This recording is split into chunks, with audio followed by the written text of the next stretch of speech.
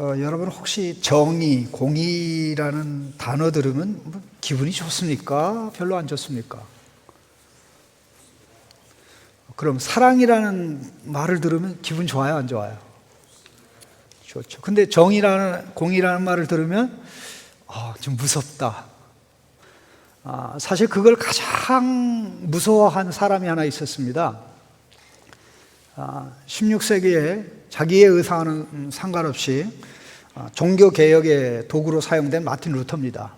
마틴 루터는 성경에 소위 말해서 righteousness, justice, 그러니까 의 혹은 정의라는 단어를 볼 때마다 두려움과 공포에 사로잡혔습니다. 하나님의 공의, 의가 있다면 하나님의 공의와 의는 죄를 심판하는데 나는 아무리 노력하고 애를 써도 죄를 해결하지 못하니 내가 하나님에게서 받을 것은 심판밖에 없구나. 그래서 하나님의 심판을 안 받으려고 엄청나게 많이 노력을 했습니다. 얼마를 노력했는지 상상을 초월해서 노력을 했습니다. 원래 루터의 아버지는 사실 루터가 법학을 공부해서 정말 가문의 미래가 열리기를 원했었는데 루터가 어느 날 친구와 함께 이렇게 길을 가는데 이 천둥번개를 칠 때 하나님의 진노의 심판이 자기를 향하는 것으로 생각하고 그 땅에 엎드러져서 하나님 나를 불쌍히 여기시고 살려주시면 내가 신부가 되겠습니다. 그렇게 결정을 하고 결국 살아남아서 결국 신부의 길을 가게 됐던 겁니다. 그런데 성경을 읽을 때마다 하나님의 공의, 이 단어를 justice 혹은 righteousness 혹은 right, 이 단어를 볼 때마다 노력할 수 있는 대로 수없이 많은 노력을 다 합니다. 어느 정도까지 노력을 했냐면 그 수도원 계단이 있는데 수도원 계단을 맨발로 그리고 무릎으로 올라갔다 내려갔다 하면 그래도 하나님이 나를 받아줄까 노력했는데 양심의 괴로움과 아픔은 해결이 되지 않았습니다. 정말 무릎에 피가 나고 멍이 들고 그렇지만 양심은 평할 날이 없었는데 사실 그가 갈라디아서를 읽다가 또 로마서를 읽다가 하나님의 의, 하나님의 공의는 justice, righteousness는 내가 생각하는 심판만 있는 게 아니라 구원하는 은혜가 있구나, 구원하는 은혜가 있구나 하는 이 사실을 마치 어떤 사람이 갑자기 길을 가다가 벽에 부닥쳐가지고 머리가 띵한 것처럼 그 해머가 머리를 친 것처럼 완전히 사로잡히게 됐어요. 그는 그때부터 의의 사람이 됐습니다. 의가 아니면 내가 죽는구나. 의 때문에 죽는다고 생각했는데 의가 아니면 죽는구나. 예수님의 의, 하나님의 공의가 아니면 내가 설 자리가 없구나 하면서 이제 성경 전체를 다 번역하고 특별히 신약 성경, 루터의 신약 성경을 독일말로 번역했는데 루터가 독일말로 신약 성경을 번역함으로써 최초로 독일어 성경이 신약이 나오게 됐고 나중에 구약이 나오게 됐는데 이로 말미암아 정말 이 하나님의 말씀이 독일 사회에 엄청나게 퍼지게 되어가는데 지금 제가 이 말씀을 왜 드리냐면 오늘도 이 정의 혹은 공의하면 이것을 좀 무서운 개념으로만 생각하고 왜 그따운 게 있어서 나를 괴롭히지?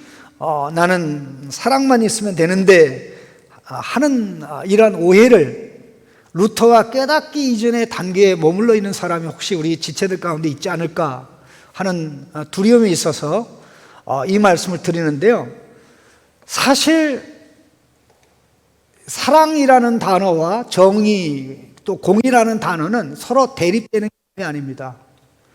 사실 이 사랑이라는 그릇의 맨 밑에 담기는 게, 맨 밑바닥에 담기는 게 justice거든요. 공의거든요. 왜냐하면 그게 담겨야 그 위에 다른 것을 담고 또 다른 것을 닮을 수 있죠. 우리가 포괄적으로 성경 전체를 요약할 때 예수님이 포괄적으로 성경 전체를 어떻게 요약하셨습니까? 되게 쉽죠. 하나님 사랑, 이웃 사랑. 성경 전체를 예수님이 그렇게 요약하셨어요. 이거는 예수님의 요약이 아니고 예수님 당시에 모든 유대인들이, 랍비들이 그렇게 백성들에게 가르쳐서 이게 기본 지식이고 이것은 지금까지 오늘 우리에게도 그대로 전해지는데, 이게 포괄적으로 얘기할 때 사랑이라는 말로 얘기하는 거예요. 그럼 그 사랑이라는 그것을 좀 더 구체적으로 얘기할 때 그 사랑의 큰 그릇 안에는 맨 밑에 뭐가 들어있는 겁니까? 정의, 공의가 들어있는 겁니다. 왜냐하면 사랑을 얘기할 때 두 가지가 있는데 하나는 소극적인 사랑, 하나는 적극적인 사랑이죠. 소극적인 사랑은 뭐냐?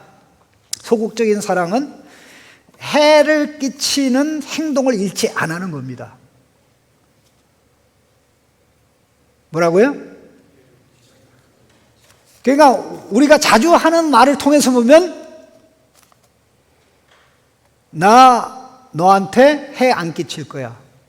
해를 끼치는 말도 안 하고 행동도 안 하고 휴대폰도 안 뺏고 돈도 안 뺏고 네가 먹으려는 밥도 내가 꼽사리 껴서 먹지 않을 거야. 이게 해를 끼치는 행동을 잃지 않았다는, 이게 소극적인 사랑입니다. 소극적인 사랑. 그리고 우리가 자주 하는 말 중에 너 국물도 없어.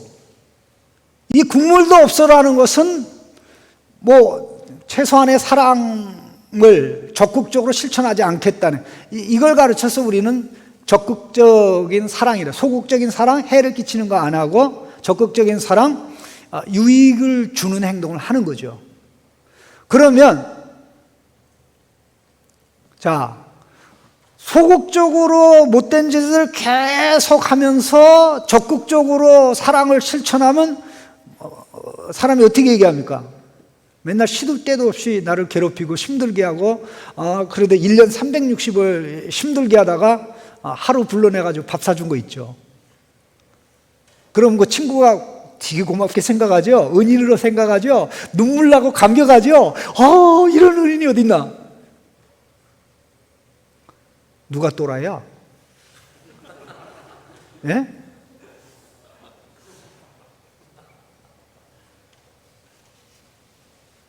소극적인 사랑이라는 것은 해를 안 주는 겁니다. 적극적인 사랑은 유익을 주는 행동을 하는 거예요. 그러니까는 해를 끼치지 않는 사랑이 없으면 유익을 주는 사랑이 불가능하다. 그런데 해를 끼치지 않는 이것을 가르쳐서 뭐라 그러는 겁니까? justice라고 얘기해요. righteousness라고 얘기해요. 의라고 얘기하는 것입니다. 그러니까 이것을 얘기할 때도 성경이 이제 그 정의하는 것은 사실 사랑하고 겹치는 부분인데, 정의를 넓게 정의할 때 어떻게 되냐면, 넓게 정의할 때는 두 가지가 들어갑니다. 소극적인 정의와 적극적인 정의. 그 소극적인 정의는 뭐예요?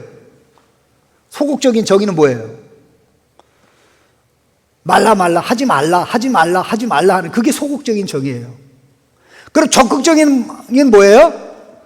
해라 이거예요. 이제 하라고 권면하는 게 적극적인 정의이고 하지 말라는 게 뭐다? 소극적인 정의다. 그런 의미에서 폭넓게 얘기하는 사랑, 소극적인 사랑과 적극적인 사랑의 개념하고 카테고리는 똑같아요. 그러나 사랑은 그 범위가 그 위로 훨씬 올라가요. 이제 알겠습니까? 지금 개념 좀 잡자. 이 무개념의 사람들이 너무 많아가지고 굉장히 혼란스럽고 힘든 그런 가운데 있는데, 그럼 이 모든 것을 얘기할 때 오늘날 우리가 가장 많이 듣는 말 중에 이제 사회정의라는 말이 있습니다. 사회정의라는 게 뭐예요? 정의가 무엇인지 누가 정의한다는 겁니까? 사회가 정의한다는 겁니까? 사회가 정의한다는 거예요. 그 다음에 국가정의가 있습니다. 국가정의는 뭐예요? 정의가 무엇인지 국가가 정의를 내린다는 거예요. 그러나 중요한 것은 사회가 정의를 내리든 뭐 소수이익단체가 정의를 내리든 그 내리는 정의가 하나님의 말씀과 하나님의 말씀이 아니더라도, 예수 안 믿는 사람이 하나님 말씀에 근거해서 어떤 규정을 할 리가 없고, 하나님 말씀이 아니더라도 인간의 본성을 반영하는 정의가 아니면 그 단체가 그것을 인정하고 수용하고 받아들여서 로비의 결과 국회가 결정하고 대통령이 그대로 봐도 재가를 해서 국가 법으로 선포돼도 하나님의 말씀에 어긋나고 인간의 본성에 어긋난 법은 정의가 아니고 불법입니다. 여러분, 굉장히 무서워요. 이 국가든 사회든 어느 나라든 소위 말해서 이것이 옳은 것이다, 저것이 옳은 것이다라고 결정할 수 있는 권한이 없어요. 다만 이 하나님이 본성에 심어주신 것, 이걸 갖다가 자연법이라고 얘기해요. 자연법이 뭐예요? 인간의 본성에 혹은 사물의 본성에. 그러니까 갓 태어난 아이한테 너 엄마 젖을 먹어야 살아 가르쳐 줍니까? 안 가르쳐 줍니까? 가르쳐 준 적이 있어요, 없어요? 쥐가 본능적으로 알아요. 죽지 않기 위해서 자기 먹을 거를 입에 물려주지 않으면 깽깽대요. 이게 본성적이란 말이에요. 이거는 동물도 그렇고 사람도 마찬가지입니다. 그런데 이런 것을 자연법이라고 그러는데, 하나님이 원래 사람을 만들 때 혹은 짐승을 만들 때 본성적으로 생명을 추구하도록 만들었어요. 생명을 보장하고 생명을 지키는 활동을 하도록 되어 있어요. 자, 배가 고프면 먹을까 말까 고민해야 안 해요? 고민해야 안 해요? 고민 안 해요. 왜? 본성이, 생명 보존이라는 본성이 있기 때문에 그래요. 그러니까 먹을까 안 먹을까, 이참에 살고 싶지 않은데 죽자라고 하지 않고 음식을 찾는 이유가 본성 때문에 그래요. 이 본성의 법칙이 마음판에 있는데 이것을 하나님께서 좀 더 구체적으로 분명하게 드러낸 것이 십계명입니다. 십계명이에요. 그러니까 국가든 사회든 이 법을 운영하는 것과 관련된 법이지 새로운 법을 만들어서 나가는 게 아니에요. 지금 미국 사회에 엄청난 변화가 일어날 수도 있고 그러는데, 지금 엄청난 논쟁 가운데 하나가 이 낙태가 이게 여성의 권한이냐 아니냐라는 문제. 이게 1973년도인가 그 무렵에 이제 미국의 대법원에서 낙태는 여성의 권한에 속한다. 여성의 권한에 속하기 때문에 일정 기간 아이의 이 태아에 대해서는 여성의 권한을 지키기 위해서 얼마든지 낙태시킬 수 있다라고 됐는데, 그렇게 판결할 수 있는 근거가 어디 있냐면요. 판결할 수 있는 근거가 어디 있냐면요. 하나님이 주신 자연의 법칙, 본성의 법칙을 거부하면서 이게 가능하게 됐어요. 본성의 법칙, 이 자연의 법칙을 거부하면서 했는데, 이 자연 법칙이 다시 살아나면 어떻게 되냐면 그 대법원에서 내렸던 판결이 더 이상 유지할 수 있는 불법이 돼버려요. 예를 들어서 그런 것입니다. 여러분, 그 나치 하에서 어마어마하게 많은 유대인들이 정말 죽어갔잖아요. 뭐 우리가 얘기할 때 최소한 600만 명이 죽었다고 그러는데, 이제 2차 대전이 끝나고 이제 전범 재판이 열려서, 우리가 유명한 그 뉴렌버그 전법 재판이 열려서 이 범죄자들을 다 소환해 가지고 처벌을 하게 되는데, 이 재판이 상당 기간 동안 진행이 됐어요. 상당 기간 동안 진행이 되는데, 이 전법으로 몰려서 재판받는 사람들은 막강한 변호사들을 세워가지고 우리 잘못한 거 없다, 내가 뭐 사람 죽이고 이러한 것은 사실이지만 내가 개인적으로 한 것이 아니라 국가가 법으로 정해서 명령을 했기 때문에 나는 국가에 충성하고 국가의 명령에 복종한 것이지 범법한 게 아니다. 그러니까 내가 죄가 없다. 만일 나를 처벌하기를 원한다면 뭐를 처벌하라? 국가를 처벌하라.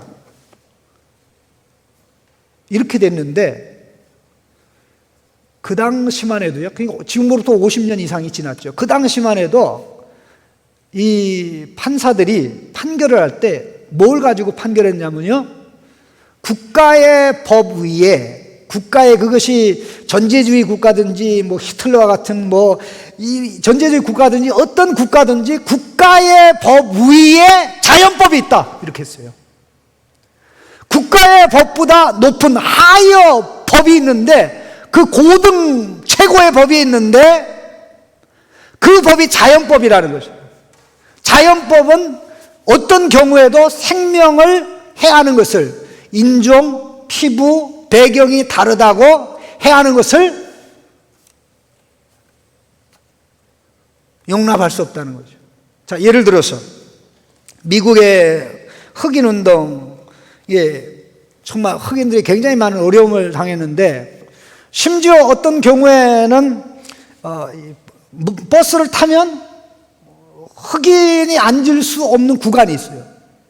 자, 그러면 흑인이 그 버스를 타가지고 그 자리에 흑인 여기 착석 금지라고 하는데 가서 앉으면 어떻게 됩니까? 처벌을 받죠. 처벌을 받죠. 그러면 그게 국가의 법으로는 가능한데 자연법으로는 가능합니까? 불가능합니까? 불가능하죠. 그러니까 국가의 법은 언제든지 하나님에 의해서 불법이 돼요. 바로 그 부분에 해당되는 게 오늘 본문에 나오는 이 공의와 정의와 공의라는 겁니다. 우리말에는 이게 공의, 정의 왔다 갔다 나도 헷갈리는데 여러분은 얼마나 더 헷갈리겠습니다만은 이 히브리어 단어로 보면 이 단어는 전혀 다른 단어입니다. 전혀 다른 단어인데 항상 이게 짝꿍으로 같이 다녀요. 그러니까 정의가 있는 곳에 공의가 있고 공의가 있는 곳에 정의가, 이게 둘이 항상 왔다 갔다 하는데 마치 뭐와 같은 거 아니에요? 이 부모와 자식의 관계, 나무와 나무 열매의 관계, 그릇과 그릇 안에 담기는 내용물과 같은 그런 것이 되는데요. 항상 사람에게 있어서는 공의가 먼저가 아니라 정의가 먼저입니다. 정의가 먼저입니다. 그럼 정의가 뭐냐? 정의에 관련해서 사용되는 단어가 뭐냐면 미시파트입니다.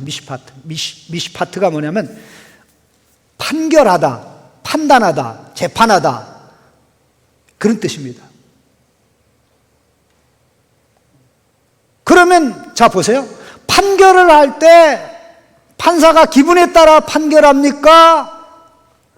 그럼 큰일 나죠. 정치적인 판결은 무조건 불법 판결입니다. 어떤 쪽 보고 판결은 무조건 잘못된 판결입니다. 판사는 그렇게 하면 안 되게 돼 있죠. 자, 원고 측, 피고 측 주장을 다 듣고 그들이 제시한 증거를 보고 법리와 법 규정에 의해서 판단해야 되죠.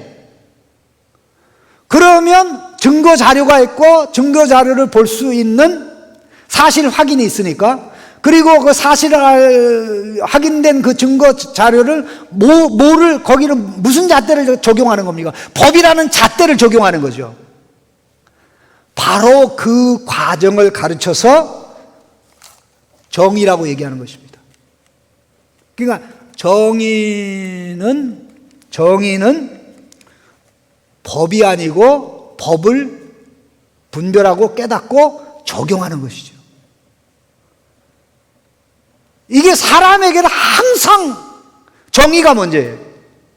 정의가 명확하고 분명하게 define 돼야 이게 옳다 그르다라고 판단이 선 다음에, 자, 이게 옳다 그르다라고 판단이 확실하게, 아니 법정에서 판사가 판결하는 것처럼 그 아주 명확한 객관적 사고, 법적 사고, 양심에 근거한 이 분별의 근거에서 이게 옳다라고 하고 행하는 게 이게 공입니다. 구분이 됩니까? 그러니까 사람에게는 무턱대고 내가 하고 싶은 대로 하면 이게 공의가 되고 그런 게 아니에요. 왜? 우리는 하나님의 뜻을 잘 모르기 때문에 이거 분간을 해야 되죠. 깨달아야 되죠. 그래서 분간하고 깨닫고 확인한 다음에 옳은 것 실천하는 것, 그게 이제 공이라는 것인데, 근데 하나님의 경우는 이게 좀 달라요. 하나님은 이게 옳은지 그른지 판단하는데 시간이 걸려야 안 걸려요? 하나님도 야, 좀 시간 좀 줘라. 연구 좀 많이 해봐야 되겠다. 내가 원고 측 얘기도 들어야 되고 피고 측 얘기도 들어야 되고 내가 또 판례도 봐야 되니까 그 다음에 얘기해 줄게. 하나님 그게 없죠. 왜? 하나님 자신이 법이고 하나님의 인격이 의고 거룩함이고 그렇기 때문에 이 부분에 있어서는 하나님은 의롭기 때문에 하나님 말씀이 의롭고요, 하나님은 의롭기 때문에 하나님이 하시는 법규, 규정들이 다 의롭죠. 그러니까 하나님에게는 뭐 기다리고 해야 될 것이 없는데 우리는 아직 그 하나님이 그러한 온전한 모습에 도달하지 않았기 때문에 가장 중요한 것은, 국가를 다스리고 이끌어가는 통치자에게 중요한 것은 하나님의 뜻을 분별하고 깨닫고 옳다고 판단되는 그 부분을 따라가는 거죠. 그래서 우리 다윗 왕같이 왕에게 주어진 가장 중요한 임무가 뭡니까? 율법책을 복사해가지고 날마다 주야로 묵상하면서 옳은 것이 무엇이고 잘못된 것이 무엇인지 그것을 자기에게 적용하고 백성에게 적용하는 거죠. 여러분 기억하세요. 오늘 8장 15절에 나오는 다윗이 온 이스라엘을 다스려 다윗이 모든 백성에게 정의와 공의를 행할세라는 문장은 성경, 구약 성경 전체에서 왕에 관한 다윗 왕에게 유일하게 나오고 다른 왕에게는 안 나와요. 결국 무슨 얘기입니까? 다윗이 구약에서 하나님이 요구한 공의와 정의와 공의의 통치는 유일한 왕이라는 거예요. 나머지는 다 내려갑니다. 오해할 만한 성경 구절이 하나 물론 있기는 있습니다. 예를 들어서 두람 왕이, 솔로몬이 왕이 됐을 때 예를 들어서 한번 보시죠. 그 열왕기상 9장 4절 한번 보실래요? 열왕기상 9장 4절입니다.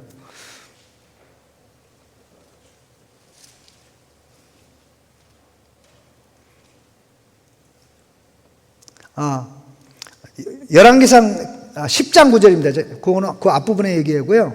이 말씀에 보면 10장 9절입니다. 같이 한번 읽어볼까요? 열왕기상 10장 9절. 당신의 하나님 여호와를 송축할지로다. 하나님이 당신을 기뻐하시고 그 자리에 올리사 당신의 하나님 여호와를 위하여 왕이 되게 하셨도다. 당신의 하나님이 이스라엘을 사랑하사 영원히 견고하게 하시려고 당신을 세워 그들의 왕으로 삼아 정의와 공의를 행하게 하셨도다 하고, 당신을 세워 그들의 왕으로 삼아 정의와 공의를 행하게 하셨도다 이렇게 됐는데 원문에는 어떻게 나오냐면요, 당신으로 하여금 정의와 공의를 행하게 할 목적으로 당신을 왕으로 세우셨다. 이렇게 됩니다.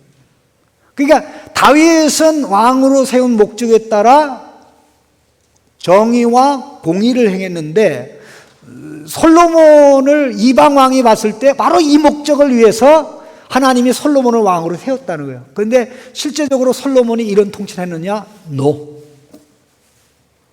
그러면 그의 아들 르호보암, 그리고 이스라엘 유다 지파를 다스린 19명의 왕 중 오늘 다윗의 통치에 대해서 설명하는 내용대로 한 왕은 단 하나도 없습니다. 그러다 보니까 어떤 문제가 생깁니까? 백성들의 마음속에 다윗 왕 같은 위대한 왕이 필요하다는 거죠. 다윗 왕과 같은 위대한 왕이 필요하다는 거죠. 왜? 다윗 왕 같은 왕이 있으면 백성의 평안이 있고 안정이 있고 하나님의 복이 있는데 결국 악한 왕으로 말미암아 하나님의 길을 떠난 왕으로 말미암아 이런 잘못된 일이 일어나니 백성들의 마음속에 다윗 왕이 다시 왔으면 좋겠다. 다시 왔으면 좋겠다. 그 백성들의 거룩한 마음을 받아서 에스겔 선지자를 통해서, 예를 들어서 에스겔 34장이나 또 예레미야 선지자, 예레미야 23장에 보면 내가 다윗 왕을 다시 보내리라고 그래요. 내가 다윗 왕을 보낸다.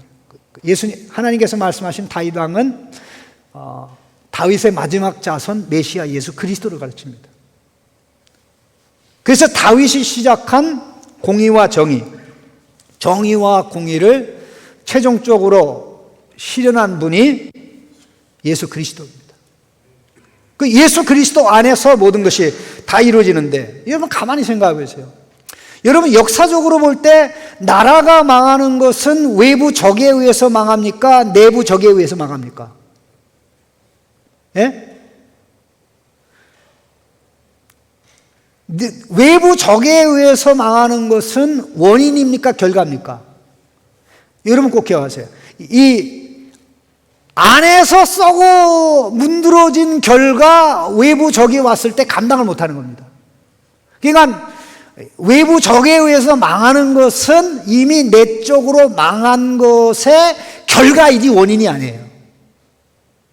자, 보십시오. 다윗을 통해서 하나님이 여호수아가 시작한 가나안 정복을 끝장냈어요. 완성됐어요. 그 승리를 영원히 기념하는 게 솔로몬이 세운 성전이죠. 맞습니까?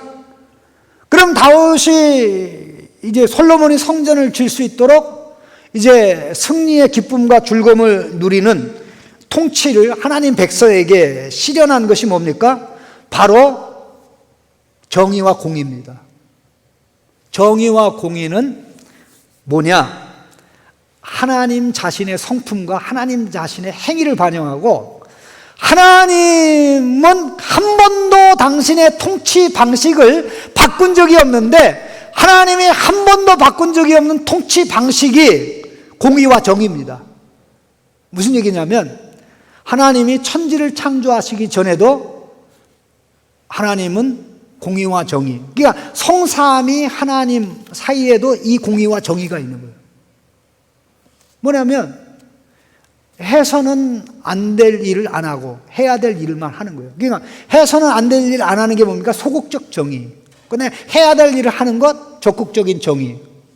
그래서 이 성삼위 하나님과의 관계가 가장 아름다운 관계, 가장 원만한 관계, 기쁨과 즐거움과 만족과 희열이 넘치는 관계이다 보니까 하나님께서 성삼위 하나님과의 누리는 이러한 최고의 관계를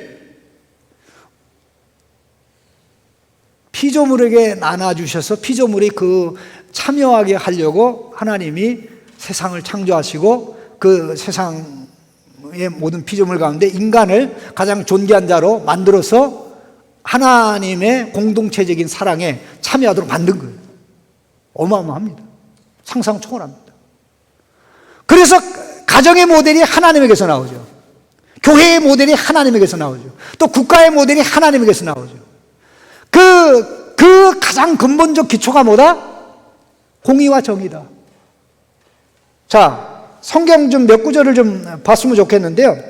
다른 것보다도 시편에서만 좀 보겠습니다. 시편 일단 119편 137절 8절을 보겠습니다. 먼저 이 말씀을 좀 보시면은요. 119편 119137입니다. 119137. 자, 화면 준비되어 있으면 보여주시기 바랍니다. 자, 119137입니다. 자, 같이 읽어볼래요? 여호와여 주는 의로우시고 주의 판단은 옳으니이다. 자, 보세요.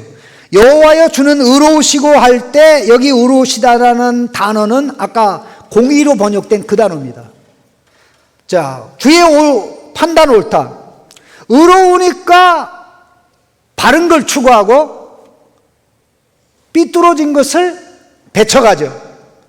그러니까 주께서 의로우신 주님이 하는 판단, 여기서 판단은 이 조금 전에 번역된 공의, 정의로 번역된 미시파트입니다. 하나님은 의로우시고 주의 판단은 옳습니다. 자, 138절 같이 읽어볼까요? 주께서 명하신 증거들은 의롭고 지극히 성실하니이다. 예, 증거들은 의롭고 지극히 성실합니다. 의로우신 하나님이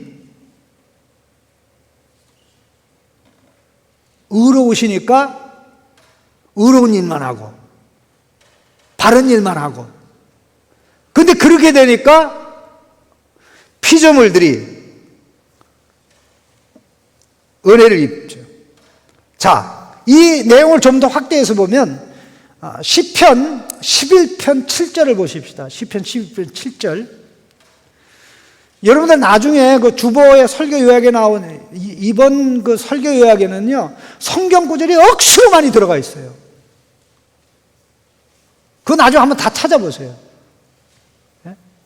나 설교 일주일 내내 준비했어요. 예? 그런데도 뭐 다 설명하면 또 집에도 못 가잖아요.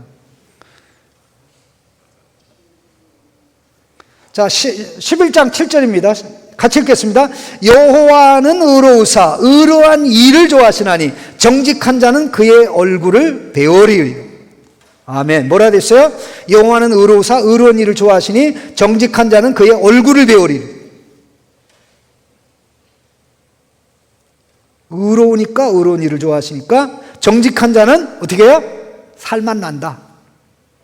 하나님이 불의를 행하지 아니하시고 바르게 행하시니까 바르게 살려고 하는 자는 하나님 앞에 서면 하나님의 보호를 받고 하나님의 인정을 받는 거예요.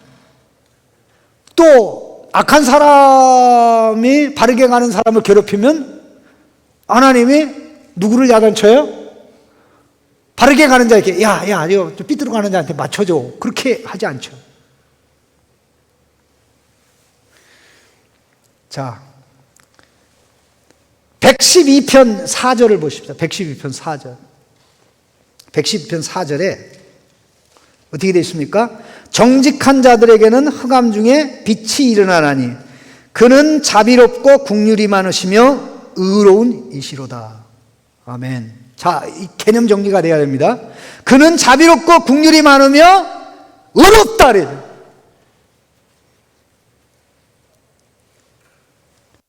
의롭다.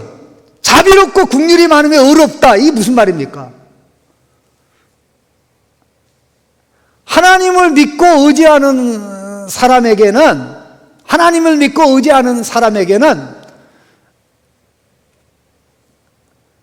그들을 구원하고 그들의 기도를 응답하는 것이 하나님의 의예요. 하나님을 믿고 하나님 말씀을 의지하고 가는데 하나님이 기도 응답 안 하고 하나님이 보살피지 않으면 하나님이 불법하는 하나님이 되는 거예요. 우리 주님의 말씀을 듣고 회개를 했는데 야, 너 네 죄는 내가 용서할 수 없어라고 하면 하나님이 불법을 행하는 게 되는 거예요. 너무 놀라지 않습니까?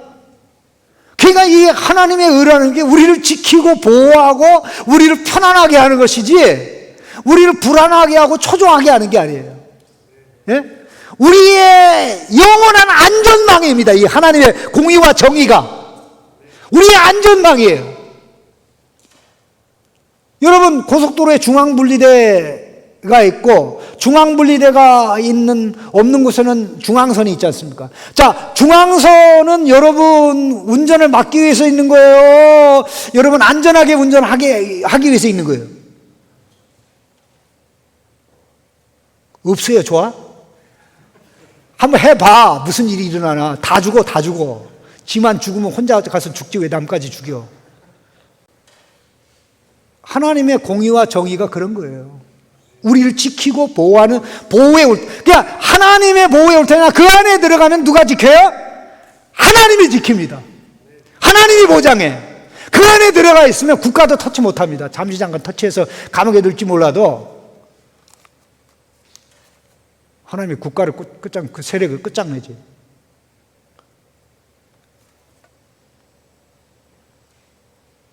자, 116편 5절 보시죠. 116편 5절.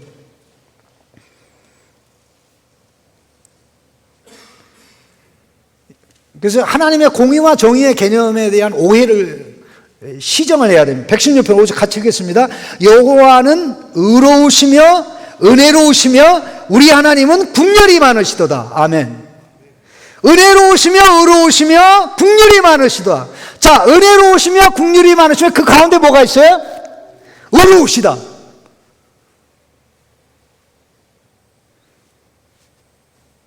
하나님의 의 때문에 우리의 살 길이 열리는 거예요. 그 예수님을 우리의 의라고 그러지 않습니까? 예수님 때문에 우리가 하나님 앞에 서잖아요. 자, 147편 17절을 보겠습니다. 5편 17절입니다.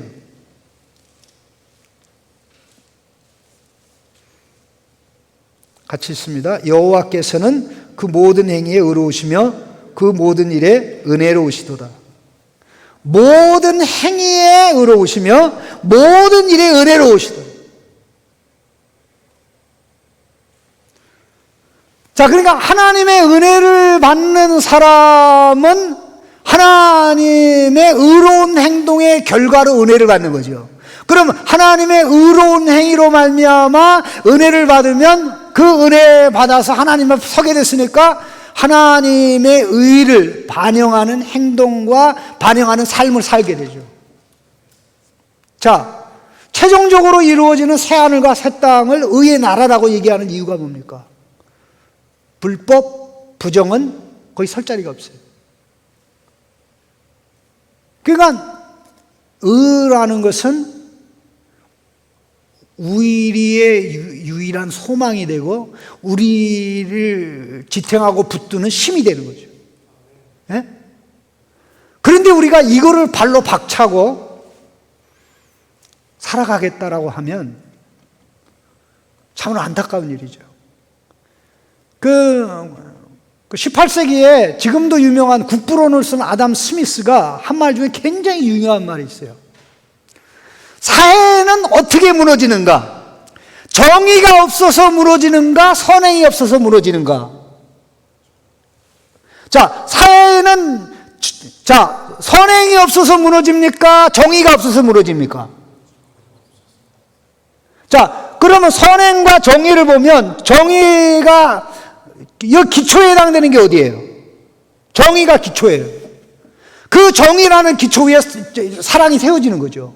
그러면 한번 보세요. 소극적 사랑, 소극적인 정의, 적극적인 정의, 그 다음에 그 위에 사랑, 그렇죠. 사랑이죠. 선행, 사랑, 이웃사랑, 원수사랑 이렇게 나가는 거예요.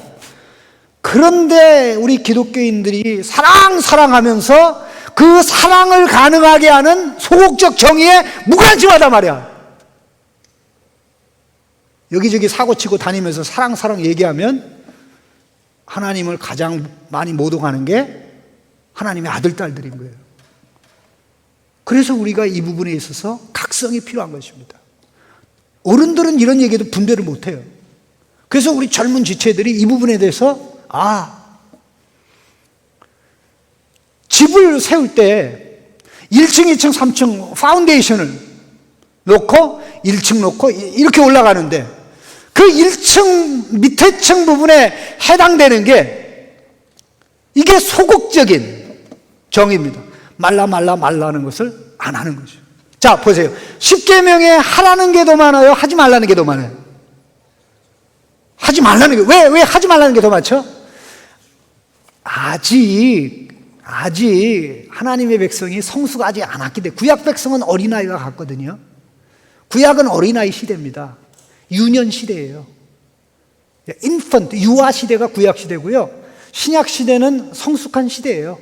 시대적으로 보면 그렇게 얘기하고, 또 하나는 바로 다음 단계로 나가려면 밭듯이 말라 하지 말라는 거죠. 그러니까는 금지 상황을 준수하는 데서부터 출발하는 거예요.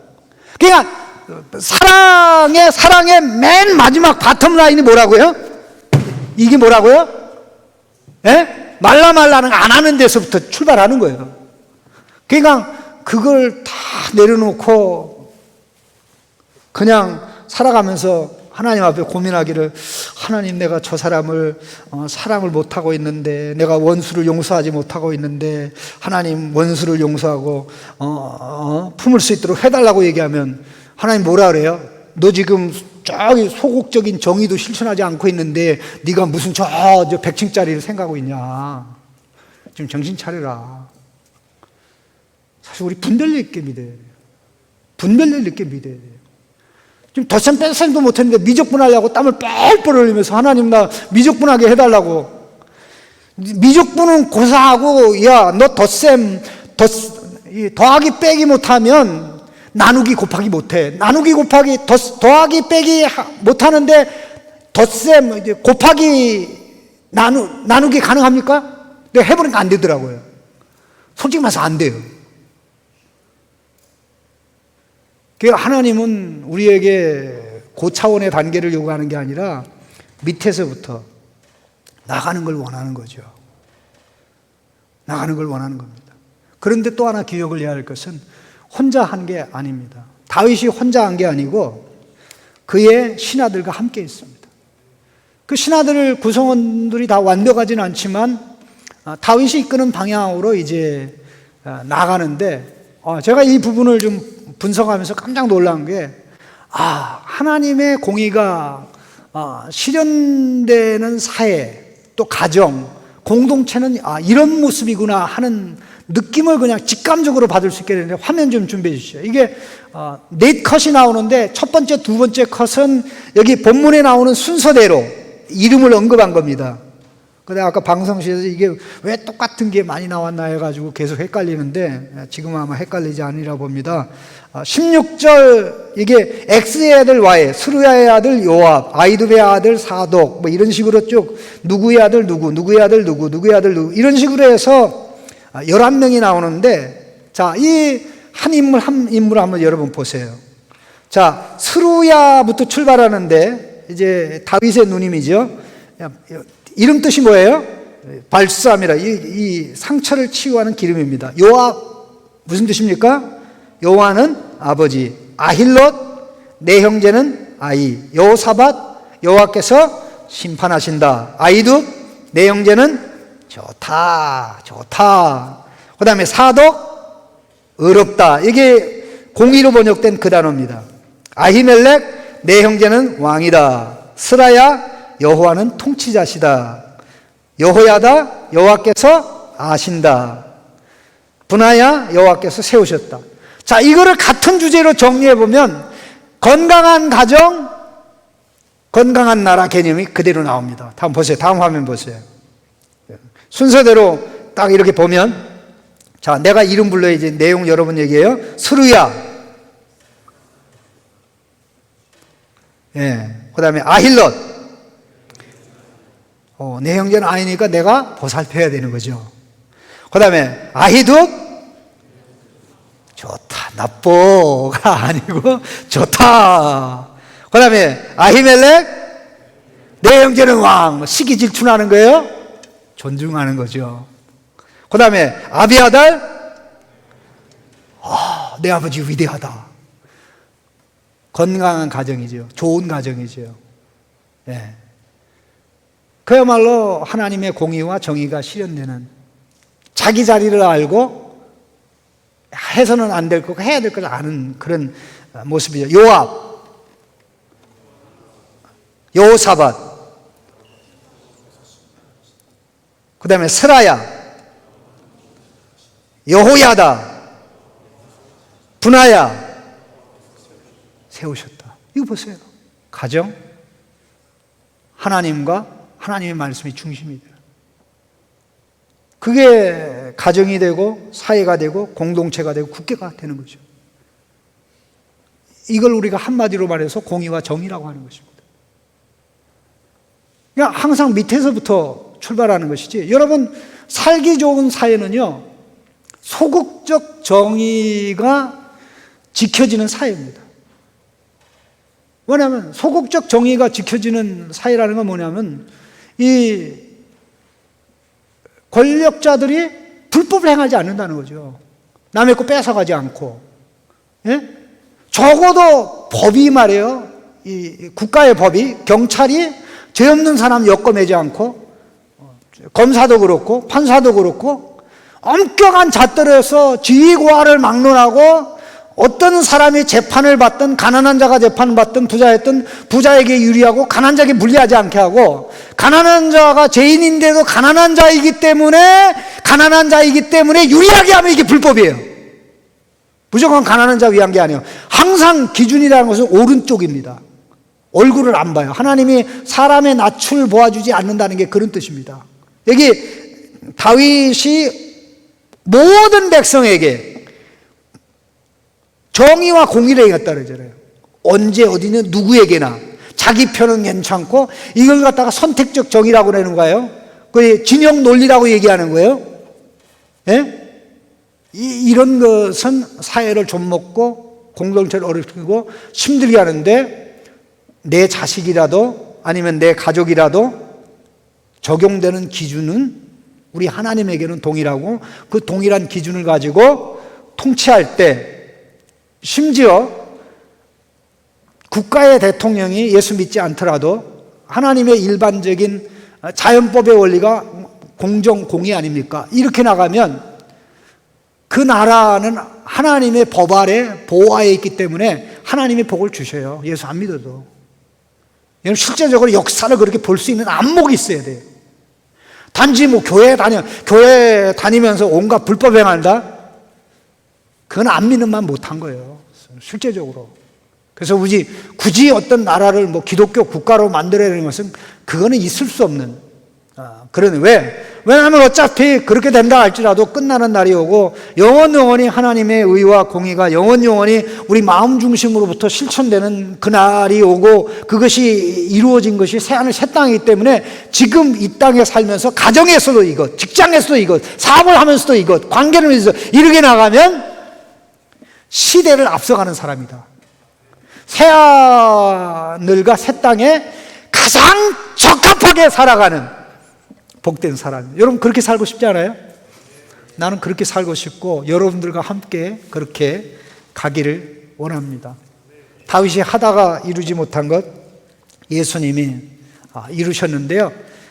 역대기를 보고, 열왕기를 보고, 선지서를 보면 계속 나는 너희들이 이렇게 하기를 원했는데, 의를 행하고 공의를 행하기 원했는데 불법을 행하는도다. 그래서 내가 너희에게 진노해서 나라를 망하게 할 수밖에 없었다. 이런 말씀에 하나님의 안타까움이 끊임없이 나오는데, 이게 오늘 예수 그리스도 안에 있는 우리에게, 또 우리를 향해 하나님이 품으신 안타까운 마음이에요. 그래서 우리는 맨날 아무런 의미가 없는 사랑을 외치는 게 아니라 실제적으로 사랑을 가능하게 하는 소극적인 정의, 밑으로 절대 내려가지 않고 거기서 다지기를 위해서 적극적인 정의, 또 사랑으로 이웃사랑 이렇게 나가서 아름답게 만들어가는, 이게 하나님의 은혜 아래 잠겨있는, 하나님의 사랑 안에 잠겨있는 우리가 살아야 될 자랑스럽고 복되고 흐뭇하고 즐거운 삶인 줄로 믿습니다. 기도하겠습니다.